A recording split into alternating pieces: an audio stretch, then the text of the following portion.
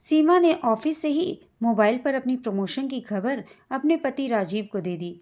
उसने यह बात जब घर वालों को बताई तो पूरे घर में खुशी और उत्साह की लहर दौड़ गई। कितना फर्क पड़ेगा उसकी पगार में? राजीव के पिता रमाकांत की आंखों में लालच भरी चमक पैदा हुई। मेरे ख्याल से 30-40 हजार का फर्क पड़ना चाहिए। भाभी आखिर एक बहुराष्ट्रीय कंपनी में काम करती हैं। उनके सवाल का जवाब बड़े के बजाय छोटे बेटे संजीव ने उत्साहित अंदाज में दिया। इसके बाद कुछ देर तक बैठक में खामोशी छाई रही। फिर एक एक कर सबने अपने मन की इच्छाओं को शब्द देने शुरू कर दिए। अब मुझे कोटा में एडमिशन करा देना भैया। सविता ने बड़े अपनेपन से राजीव को अपनी इच्छा बताई। मेरी मोटरसाइकिल लिस्ट में सबसे ऊपर रहेगी। संजीव का स्वर झगड़ालू सा हो गया।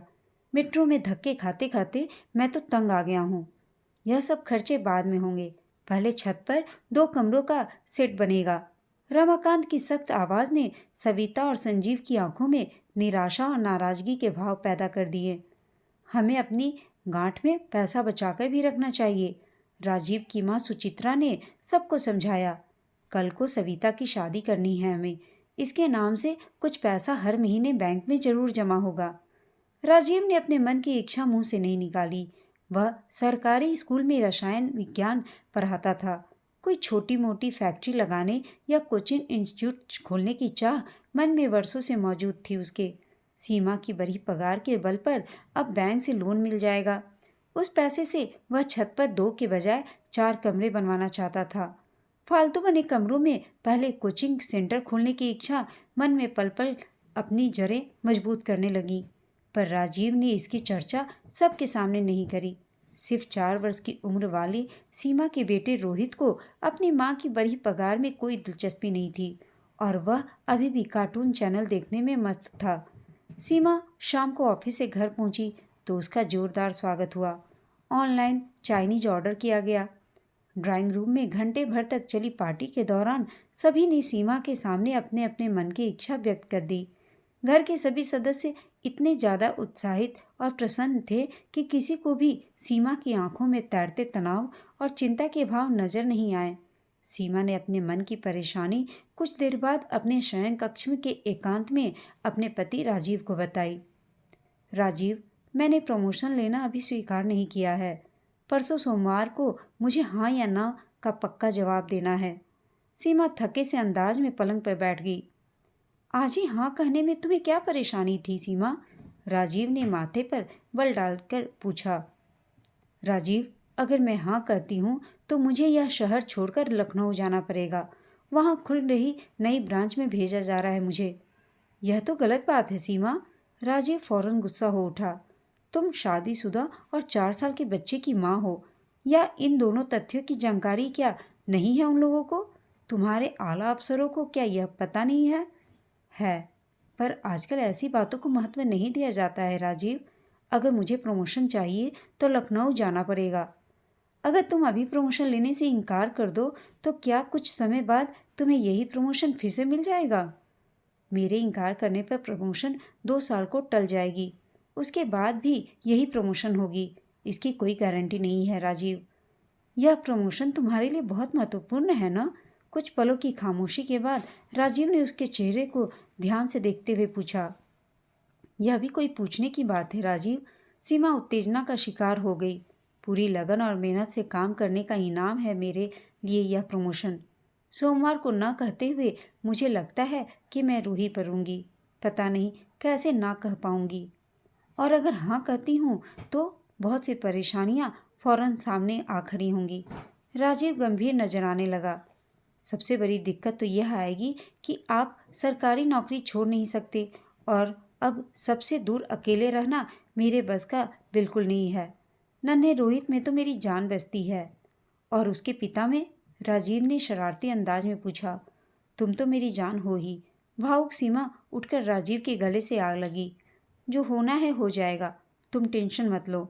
राजीव ने प्यार से उसका माथा चूमा और शयन कक्ष से बाहर निकल गया। प्रमोशन होने के कारण सीमा को लखनऊ जाना पड़ेगा, यह बात चंद मिनटों में ही घर के हर सदस्य को राजीव से मालूम पड़ गई। सबकी आंखों में उत्साह व खुशी की चमक के बजाय तनाव और परेशानी के भाव नजर आने लगे। रात का खाना सभी ने बुझे बुझे अंदाज में खाया। उसके बाद सभी ड्राइंग रूम में आकर बैठ गए। प्रमोशन को लेकर आपस में चर्चा का आरंभ रमाकांत ने किया। शांति से सोच विचार करो तो हर समस्या का हल मिल ही जाता है, उन्होंने गंभीर लहजे में बोलना शुरू किया। प्रमोशन का 2 साल को टलना सीमा के कैरियर के हित में नहीं होगा। दूसरी तरफ उसके लखनऊ जाने से कई समस्याएं पैदा होंगी। अब सवाल यह उठता है कि क्या हम उन समस्याओं का उचित समाधान ढूंढ सकते हैं या नहीं। मेरे लिए अकेले लखनऊ जाकर रहना बिल्कुल संभव नहीं है। सीमा की आवाज़ में गहरी उदासी व निराशा के भाव साफ झलक रहे थे। भाभी, आपको यूं हिम्मत नहीं हारनी चाहिए। शादी से पहले आपने हॉस्टल में अकेले रहकर एमबीए भी तो किया था। लखनऊ में अकेले रहना कठिन तो होगा, पर इस काम को आप असंभव ना समझें। संजीव ने जोशीले अंदाज में सीमा का हौसला बढ़ाया। सबसे दूर रहने की बात सोचते ही मेरा मन कांपने लगता है, सीमा ने कहा। यहाँ सबका कितना सहारा है मुझे। दफ्तर से लौटती हूँ तो खाना तैयार मिलता है। बीमार पड़ने पर देखभाल करने वालों की कमी नहीं है यहाँ। न कपड़े धोने की फिक्र है, न उन्हें प्रेस कराने की। ऑफिस में 10-12 घंटे काम करने के बाद वहाँ इन सभी कामों को करने की हिम्मत व ताकत मुझ में कहाँ से आएगी। सिया करते करते सीमा की आंखों में आंसू झिलमिला उठे। जरूरत पड़ने पर हिम्मत और ताकत कुदरत देती है, सुचित्रा ने प्यार भरे लहजे में अपनी बहू को समझाया। बहू, तुम सुबह का नाश्ता व दोपहर का खाना सुबह बना लेना और रात को टिफिन मंगवा लिया करना। शनिवार इतवार की छुट्टी में सप्ताह भर के कपड़े तैयार कर सकती हो। ऑफिस में तुम्हारे साथ काम करने वाले लोग किसी तरह की बीमारी में क्या तुम्हारा साथ नहीं निभाएंगे। और रही बात अकेले रहने की, तो सप्ताह की 2 छुट्टियों में कभी तुम मिलने आ जाना, कभी मैं और रोहित लखनऊ आ जाया करेंगे। ऐसा करने से तुम्हें अकेलापन कभी ज़्यादा महसूस नहीं होगा। राजीव ने एक और समस्या का समाधान सुझाया। राजीव उसकी तरफ से नहीं बोल रहा है। यह देखकर सीमा पहले हैरान हुई और फिर नाराज नजर आने लगी। उसकी नाराजगी बाकी लोगों से छिपी नहीं रही। भाभी, जिंदगी में तरक्की करने के लिए इंसान को तकलीफें उठानी ही पड़ती हैं। सविता अचानक चिढ़े से अंदाज में बोली। प्रमोशन का मतलब है ज़्यादा बड़ी पगार। जब पास हो तो भी इंसान अपने सपने पूरे कर सकता है। आप क्या रोहित को अच्छे बोर्डिंग स्कूल में भेजने की इच्छुक नहीं हैं? कल को आप अपना घर, कार, जेवर, कपड़े क्या अपने पास देखना नहीं चाहेंगी? अगर छोटी बड़ी तकलीफ़ों के डर से आप यह प्रमोशन नहीं लेंगी तो कैसे पूरे होंगे आपके सपने? रोहित की पढ़ाई को छोड़कर बाकी सब चीज़ों के बिना मैं आसानी से रह सकती हूँ, सीमा ने धीमी आवाज़ में सफाई दी। इंसान को ज़्यादा स्वार्थी नहीं होना चाहिए। आज आपके द्वारा हमारी ज़रूरतें व शौक़ पूरे होंगे तो कल हम भी आपके साथ हर ज़रूरत के समय अवश्य खड़े होंगे। इस वक्त घर में ज़्यादा पैसे आने की ज़रूरत है। अपनी सब तकलीफ़ों को नज़रअंदाज कर आपको सिर्फ इसी वजह से लखनऊ जाना स्वीकार कर लेना चाहिए। काफ़ी उत्तेजित हो जाने के कारण संजीव का चेहरा लाल हो गया और वह बोलता गया। संजीव बिल्कुल ठीक कह रहा है बहू। पूरे परिवार के हित को ध्यान में रखोगी तो लखनऊ जाने का फैसला करना तुम्हारे लिए एकदम आसान होगा। रमाकांत की इस बात से घर का हर सदस्य सहमत नजर आया। प्रमोशन के इस मौके को हाथ से निकल जाने देना नादानी होगी। राजीव अपनी पत्नी की तरफ देखकर मुस्कुराया। अपने कैरियर के प्रति तुम पूरी तरह से समर्पित हो। छोटी मोटी परेशानियों के कारण आगे खूब तरक्की करने की राह में रुकावटें खड़ी मत करो सीमा। सीमा को अपने पति सहित सभी लोग स्वार्थी नजर आए। उसने क्रोधित लहजे में सबको सुनाकर कहा, जिन परेशानियों का जिक्र मैं कर रही हूँ उनकी फिक्र किसी को भी नहीं है। अपने पति और बेटे से दूर मैं क्यों रहूं? क्या मेरे मन की सुख शांति और खुशियों की कीमत और महत्व 40-50 हज़ार रुपयों से कम है? क्यों मुझे परदेश में अकेला भेजने को उतारू हैं आप सबके सब? आप तो बेकार में इतनी ज़्यादा भावुक और परेशान हो रही हो। भाभी, आजकल सिफारिश और पैसे से सब कुछ हो जाता है। आप भी जल्दी से जल्दी वापस यहीं तबादला करवाने की कोशिश करती रहना। संजीव का स्वर रूखा व चिड़चिड़ा हो गया। तुम ऐसा इसलिए कह रहे हो क्योंकि तुम्हें मेरी नहीं बल्कि अपनी मोटरसाइकिल पाने की ज़्यादा चिंता है, सीमा ने चुपते स्वर में जवाब दिया। यहाँ से सारा माहौल बिगड़ गया। संजीव नाराजगी दर्शाता उसी पल वहाँ से उठकर अपने कमरे में चला गया। सुचित्रा रसोई में जा घुसी और रमाकांत व सविता सीमा की उपेक्षा करते हुए टीवी देखने लगे। आंसू बहाने को तैयार सीमा उठकर अपने शयन कक्ष में आ गई। उसे उम्मीद थी कि राजीव उसके पीछे पीछे आएगा, पर ऐसा नहीं हुआ। पति भी उसका साथ नहीं दे रहा है। इस बात की पीड़ा महसूस करती सीमा अकेले में आंसू बहाने लगी। करीब घंटे भर बाद राजीव शयन कक्ष में आया। तब तक रोहित सो चुका था। सीमा ने लखनऊ जाने से जुड़ी अपनी परेशानियों को शांत लहजे में उसे फिर से एक बार समझाने का प्रयास आरंभ किया। कुछ मिनटों के बाद ही राजीव ने उसे टोकते हुए कहा, तुमने प्रमोशन न लेने का एक तरफा फैसला कर ही लिया है सीमा, तो अब इस विषय पर कुछ भी कहने सुनने की क्या ज़रूरत है। खुद भी सो जाओ और मुझे भी सोने दो। तुम यूँ नाराज़ नजर आओगे तो मुझे कैसे नींद आएगी। सीमा रुआंसी हो उठी। तुम मेरी या किसी और की फिक्र मत करो सीमा। मुझ पर लखनऊ जाने का यूं दबाव बनाना ठीक नहीं है। समझदारी की बातें तुम्हें दबाव बनाना लग रही हैं सीमा, तो कोई क्या कर सकता है। मेरे दिल का हाल तुम नहीं समझोगे। मुझे ऐसी उम्मीद नहीं थी राजीव तुमसे। सीमा का स्वर शिकायती हो गया। अब बेकार में मेरा सिर मत खाओ सीमा। राजीव ने अचानक उसे झिड़का और आंखें मूंद कर खामोश हो गया। सीमा भी राजीव और उसके घर वालों के स्वार्थी व्यवहार को देखकर मन ही मन नाराज हो उठी। नींद आने से पहले वह सोमवार का प्रमोशन अस्वीकार करने का मन में पक्का फैसला कर चुकी थी। छुट्टी वाले दिन बेड टी पीने के बाद सीमा कुछ देर और नींद की झपकी ले लेती थी। अगले दिन शनिवार को उसे बेड टी देने न सविता आई और न ही उसकी सास। सीमा कुछ देर बाद खुद ही चाय बनाकर राजीव व अपने लिए ले आई। कॉलेज जाने की तैयारी कर रही सविता उसे देखकर मुस्कुराई और न कुछ बोली। पैर छूने पर सुचित्रा उसे बुझे से अंदाज में आशीर्वाद दिया। उन दोनों के बदले व्यवहार की चर्चा सीमा राजीव से करना चाहती थी, लेकिन उसके बार बार उठाने पर भी वह नहीं उठा। कुछ देर बाद गिलास की चाय भी ठंडी हो गई। क्यों तंग कर रही हो बार बार उठने को कहकर मुझे चैन से सोने दो प्लीज। राजीव ने गुस्से से उसका हाथ झटका तो सीमा समझ गई कि वह अभी भी उससे खफा है। कपड़े धोने की मशीन लगाने में उस दिन उसकी सास ने सीमा का जरा भी हाथ नहीं बटाया। अपने व रमाकांत के लिए ब्रेड मक्खन का नाश्ता तैयार कर सुचित्रा वापस अपने शयन कक्ष में जा घुसी। जब रोहित अपने दादा दादी के कमरे में घुसा तो उसे सुचित्रा ने झिड़क कर भगा दिया। सीमा को अपने पति व बेटे के लिए खुद नाश्ता तैयार करना पड़ा। जब वह नाश्ता तैयार कर रही थी तभी संजीव नौकरी पर जाने के लिए अपने कमरे से बाहर आया। सीमा उसे आवाज़ देती रह गई, पर वह नाश्ता करने के लिए नहीं रुका। उसके हाव भाव साफ दर्शा रहे थे कि उसका मूड पूरी तरह से उखड़ा हुआ है। राजीव ने भी बड़े अनमने भाव से नाश्ता किया। सीमा ने काफ़ी कोशिश करी, पर वह अपने पति के साथ कैसा भी वार्तालाप आरंभ करने में असफल रही। रमाकांत भी घर में मुंह फुलाकर घूमे। फिर 11 बजे के आसपास बैंक में कुछ काम कराने चले गए। राजीव 12 बजे के करीब स्कूल में पढ़ाने चला गया।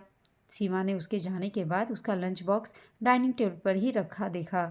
राजीव जानबूझकर लंच बॉक्स नहीं ले गया। यह देखकर सीमा का मन बहुत दुखा। सुचित्रा ने न सीमा से बात करी न रोहित से। उनका पोता जब भी उनके कमरे में घुसता वह उसे फौरन बाहर निकाल देती। दादी, मुझे आज इतना क्यों ज़्यादा डांट रही हैं आप? अपने बेटे के इस सवाल के जवाब में सीमा ने रोहित को अपनी छाती से जोर से लगा लिया और आंसू न बहाने का प्रयास करने लगी। दोपहर का खाना सास और बहू ने हमेशा की तरह साथ साथ न खाकर अपने अपने कमरे में खाया। सीमा का कई बार मन हुआ कि सास के पास जाकर अपने मनोभावों को व्यक्त कर दे, पर उसके कदम सुचित्रा के कमरे तक नहीं बढ़े। यह सब मेरे दुख दर्द व परेशानियों को समझ सकते होते तो समझ ही लेते। मैं फैसला कर चुकी हूँ और अब किसी को समझाने या मनाने की कोशिश कतई नहीं करूँगी। मन ही मन ऐसा निश्चय कर परेशान सीमा अपने पलंग पर पूरी दोपहर करवटें बदलती रही। शाम को घर से बाहर गए सदस्य एक एक कर लौटने लगे। रमाकांत भी बैंक से एक मित्र के घर चले जाने के कारण शाम को ही लौटे। सीमा से कोई भी सीधे मुंह पेश नहीं आया। उसकी बात का कोई जवाब ठीक से नहीं दे रहा था। परेशान होकर सीमा अपने बेडरूम में कैद हो गई। सीमा के लिए रात का खाना तो उसकी ननद व सास ने बना दिया, पर खाने का बुलावा देने उसे कोई नहीं आया। पूरे घर का माहौल मातमी हो रहा था। हर एक से डांट खाकर रुआंसा रोहित भी उसकी बगल में आ लेटा। सीमा का खाना थाली में लगाकर जब राजीव शयन कक्ष में आया तब तक रोहित सो चुका था। मेरी तबीयत ठीक नहीं है। उदास सीमा ने उठकर बहाना बनाकर खाना खाने से इनकार किया तो राजीव फौरन फूट पड़ा। मेरी परेशानियों को बेकार का ड्रामा करके मत बढ़ाओ। दबे क्रोध के कारण राजीव की आवाज़ कांप उठी। तुम्हारी नासमझ के कारण उधर घर वाले मुझसे नाराज हैं और इधर तुम मुझे परेशान करने पर तुली हुई हो। अच्छा होता अगर मैं शादी के बाद तुम्हें नौकरी करने की इजाज़त ही नहीं देता। मैंने इजाज़त लेकर नहीं, बल्कि आप और आपके सब घर वालों के दबाव में आकर नौकरी करी थी। मुझे कोई शौक नहीं था घर से बाहर निकलकर परेशान होने का। सीमा भी उच्च स्वर में बोल पड़ी। मेरे घर वालों ने आज तक हर सुख सुविधा का ख्याल रखा है तुम्हारा। गृहस्थी के सभी कामों में तुम नौकरी पेशा होने के कारण ही बची रही हो। तुमसे कभी किसी ने कुछ नहीं कहा। मैं लखपति नहीं बन गई हूँ नौकरी करके। अपने 4,000 के व्यक्तिगत खर्च को छोड़कर सारी कमाई हर महीने मैंने आपके पिता के हाथों में ही रखी है। अरे, उनकी जिम्मेदारियों को पूरा करने में हम दोनों हाथ नहीं बटाएंगे तो कौन करेगा यह काम? राजीव भी बिफर पड़ा।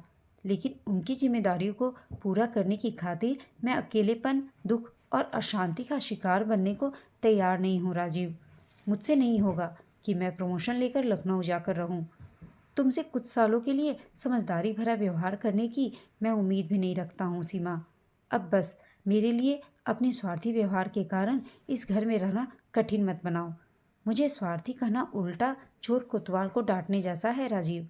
अच्छा बाबा, हम सब चोर हैं और तुम कोतवाल। राजीव ने नाटकीय अंदाज में उसके सामने जोर से हाथ जोड़े। अब चुपचाप खाना खाओ और मेरी जान बख्शो। बाहर भी सब लोग मुझसे नाराज ही चल रहे हैं। राजीव नाराज नजर आता बाहर घूमने चला गया। सीमा 2-4 कौर से ज़्यादा गले से नहीं उतार पाई। घर के किसी सदस्य के सामने पड़ने से बचने के लिए वह बचा खाना व बर्तन रसोई में रखने भी नहीं गई। राजीव ने लौटकर अपनी नाराजगी भरी खामोशी कायम रखी। दोनों आंखें मूंद देर तक बेचैनी से करवटें बदलते रहे। रविवार का दिन शनिवार से भी बदतर गुजरा। रमाकांत ने सुबह ही सुबह छोटे बेटे संजीव को डांटते हुए घर में हंगामा खड़ा कर दिया। नामाकुल लफंगे, रमाकांत छोटे बेटे पर बरसे। अगर तू पढ़ लिख कर आज अच्छी नौकरी कर लिया रहता तो फिर क्या दिक्कत थी घर में? मुझे किसी के एहसान की ज़रूरत ही नहीं रहती। सिर्फ 14,000 कमाकर तू मोटरसाइकिल और कार के सपने कैसे देखता है? गधे, तू तो जिंदगी भर दुनिया वालों की ठोकरें खाने को तैयार होगा। बड़े भैया और भाभी का गुस्सा मुझ पर निकालते हुए मुझे गालियाँ सुनाने की आपको कोई ज़रूरत नहीं है। संजीव बुरी तरह बौखला गया। मुझे किसी से कुछ नहीं चाहिए। मैं अपनी ज़रूरतें और शौक़ खुद पूरे कर सकता हूँ। वह तो कोई भी कर सकता है, पर तेरी बहन के कोटा के कोर्स और उसकी शादी का क्या होगा? मैं अपना सब कुछ तुम दोनों पर खर्च कर दूंगा, तो हम बूढ़े बूढ़ियों की आगे जरूर दुर्गति होगी। इस स्वार्थी संसार में किसी से कोई उम्मीद नहीं रखनी चाहिए। यह सब बात वो लोग सीमा को सुना सुनाकर बोले जा रहे थे। यह डायलॉग मुझे नहीं, भैया भाभी को सुनाओ। ज़्यादा बोलेगा तो जबान खींच लूँगा, रमाकांत चीख पड़े। झगड़ा बढ़ता देख सुचित्रा बीच में बोली तो रमाकांत उसके पीछे पड़ गए। कुछ देर बाद राजीव और सविता को भी उन्होंने लपेट लिया और खूब कड़वी चुभती बातें सभी को सुनाई। सीमा अपने कमरे से बाहर ही नहीं आई। उससे मिलने भी कोई अंदर नहीं गया। रोहित भी सहमा सहमा सा अपनी माँ के आसपास बना रहा। उस रात भी राजीव और सीमा दो अजनबियों की तरह अगल बगल सोए। एक दूसरे के मनोभाव को न समझने के घाव की टीस ने उन्हें देर तक जगाए रखा। अगले दिन सोमवार की सुबह सीमा ऑफिस जाने की तैयारी करने लगी। उस दिन सविता उसे नियत समय पर बेड टी दे गई। उसे नाश्ता व लंच बॉक्स भी हमेशा की तरह तैयार मिला। उस दिन बस यही अंतर था कि कोई भी उसके साथ मुस्कुराते हुए नहीं बोल रहा था।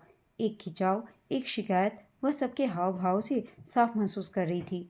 ऑफिस पहुंचने के कुछ देर बाद सीमा को उसके बॉस जतिन ने अपने कक्ष में बुलवा लिया। प्रमोशन के बारे में हाँ या ना कहने की घड़ी आ चुकी थी। तुम्हारा सुस्त चेहरा देखकर ही मैंने तुम्हारे निर्णय को जान लिया है सीमा। सीमा, लखनऊ जाना तुम्हारे लिए कठिन होगा, मुझे मालूम था। जतिन ने सहानुभूति भरे स्वर में वार्तालाप आरंभ किया। सर, मैं लखनऊ जाऊंगी। सीमा ने ये शब्द कठिनाई से ही अपने गले से बाहर निकाले। अरे, मैं तो सोच रहा था कि तुम प्रमोशन लेने से इनकार कर दोगी। जतिन सीमा का जवाब सुनकर हैरान हो उठे। सर, मेरी प्रमोशन के साथ साथ मेरे पति और ससुराल वालों की भी प्रमोशन हुई है। उन सब की प्रमोशन को न कहना मेरे लिए संभव नहीं था। मैं कुछ समझा नहीं सीमा। जतिन उलझन का शिकार बन गया। सर, प्रमोशन से मेरी पगार बढ़ेगी और इसी कारण उन सब की ज़रूरतें, इच्छाएं और मांगें भी बढ़कर फैल गईं। मेरे लिए प्रमोशन को न कहना संभव नहीं रहा। अपने छोटे बच्चे को छोड़कर लखनऊ में अकेले कैसे रहोगी सीमा? जतिन चिंतित नजर आए। सर, सबके लिए मैं नोट छापने वाली मशीन हूँ। मेरी अच्छी तरह से देखभाल करने की पूरी योजना उन सब ने तैयार कर रखी है। मशीन को कम काम करने या बंद होने की सुविधा नहीं होती। उसके सुख दुख को महसूस करने की शक्ति को कोई नहीं पहचानता, कोई महत्व नहीं देता। बोलते हुए सीमा का गला भर आया। वक्त बदल रहा है और अब शायद औरतों को पुरुषों के बराबर कष्ट झेलने की ताकत भी अपने अंदर पैदा करनी होगी। Best of luck my dear. Promotion स्वीकार करने के लिए मेरी शुभकामनाएं, जतिन ने सीमा को कहा। जतिन को नकली मुस्कान के साथ धन्यवाद देकर सीमा उनके कक्ष से बाहर आ गई। कैसी भी खुशी महसूस करने के बजाय उसका दिल इस वक्त जोर जोर से रोने को हो रहा था, क्योंकि सिर्फ वही जान रही थी कि आखिर उसने प्रमोशन के लिए हाँ क्यों कहा। वह नहीं चाहती थी कि ससुराल के सारे लोग उसे नाराज़ रहें, उसके बेटे को अपनों का प्यार नहीं मिले, इसलिए उसने यह कुर्बानी देनी पड़ी। दोस्तों, आपको यह कहानी कैसी लगी कमेंट करके बताइएगा। साथ ही कहानी अच्छी लगी हो तो इसे लाइक शेयर और चैनल को सब्सक्राइब अवश्य कीजिएगा। कहानी सुनने के लिए आप सबका धन्यवाद।